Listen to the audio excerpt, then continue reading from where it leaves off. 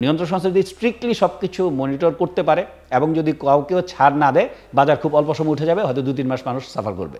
By pressure খুবই কম, sell pressure যে খুব বেশি আছে যে কারণে পড়তেছে তা না। গত 25 এপ্রিল ঢাকা স্টক এক্সচেঞ্জের প্রধান সূচক নেমেছিল ৫,৫০০ পয়েন্টের নিচে। এর পরের দিন থেকেই খানিকটা ঘুরে দাঁড়ায় পুঁজিবাজার। এতে গত ৭ মে ডিএসইর প্রধান সূচক ডিএসইএক্স ওঠে ৫,৭৭১ পয়েন্টে। কিন্তু ছন্দপতনে চলতি সপ্তাহের বৃহস্পতিবার ফের ডিএসইএক্স নেমেছিল ৫,৫০০ পয়েন্টের নিচে। বাজারের এই দরপতনের জন্য প্রাতিষ্ঠানিক বিনিয়োগকারী ও মার্কেট মেকারদের দায়ী করছেন পুঁজিবাজার বিশ্লেষক ও সহযোগী অধ্যাপক আলামিন। যে বিষয়টা দেখি, বাজার যখনই একটা পজিটিভ ধারায় যায় তখনই কিন্তু কোনো না কোনো একটা উপলক্ষকে সামনে নিয়ে আসা হয়। যার আগে কারণ হচ্ছে আমাদের প্রাতিষ্ঠানিক বিনিয়োগকারীদের অপেশাদার আচরণ, নাম্বার 1।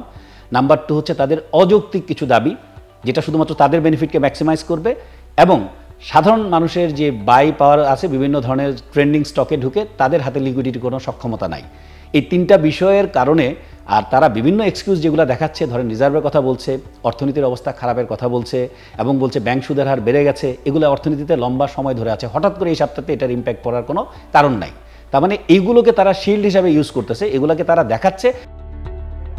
তবে ভিন্ন বিশ্লেষণ রয়েছে বাংলাদেশ সিকিউরিটিজ অ্যান্ড এক্সচেঞ্জ কমিশনের মুখপাত্র রেজাউল করিমের। রিসেন্টলি যে ডাউনওয়ার্ড ট্রেন্ড, এটার জন্য আমাদের কাছে মনে হয় যে ম্যাক্রো ইকোনমিক বিভিন্ন ইন্ডিকেটর নিয়ে বেশ নেগেটিভ প্রচারণা ছিল, এটা একটা রিজন ছিল।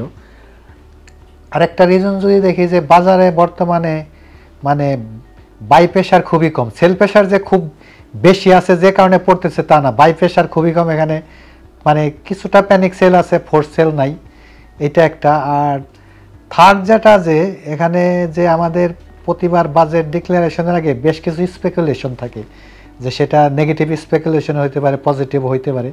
তো এই ধরনের স্পেকুলেশনের কারণেও বিনিয়োগকারীদের মধ্যে কিছুটা আস্থার সংকট সৃষ্টি হয়েছে।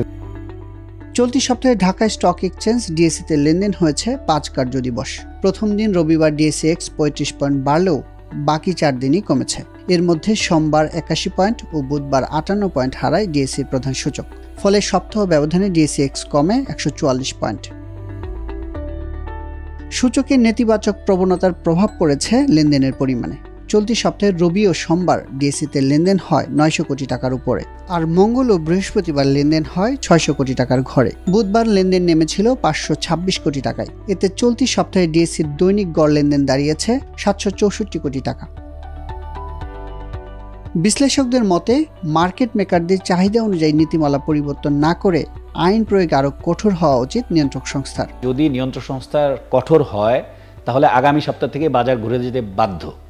আর যদি নিয়ন্ত্রক সংস্থা রিল্যাক্টেন্ট থাকে, ইনডিসিশনে থাকে কি করব না করব, তারা আরও অনেক কিছু নিয়ে আসবে। সামনে যেহেতু বাজেট আছে, একটার পর একটি ইস্যু এনে তারা এটাকে এস্টাবলিশ করার চেষ্টা করবে যে এই 3%টা অযৌক্তিক। এটা হচ্ছে এখন তাদের মেইন মাথা ব্যথা, যে আমি 3%টাকে উঠায় নিয়ে আসতে পারলে আমি আরও নিচে ফেলবো শেয়ার, আরও নিচে ফেলে মানুষকে আরও নিঃস্ব করবো, তারপরে আবার বলবো সব ঠিকঠাক হয়ে গেছে, আমরা আবার বাড়াবো। সিম্পলি তারা সহজে অনেক লো রেটে শেয়ার কেনার জন্য এই কাজগুলো করতে। কিন্তু আমি বিশেষকে অনুরোধ করব, বাজারে একটা স্ট্যাবিলিটি না আসা পর্যন্ত, ভলিউম না আসা পর্যন্ত 3%-এর রিস্কে যাতে না যায়। যেটা আছে এটা ঠিক আছে, করণীয় একটা আছে, নিয়ন্ত্রক সংস্থাকে হার্ড অ্যান্ড ফাস্ট রুলে যেতে হবে, ওনাদের স্ট্রিক্ট হতে হবে, কারো ব্যাপারে কোনো ফেভার দেওয়া যাবে না।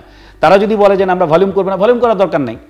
আমার তো ভলিউম করার জন্য তো একটা আমি ডিসঅনেস্ট অ্যাক্টিভিটিকে অ্যালাউ করতে পারি না।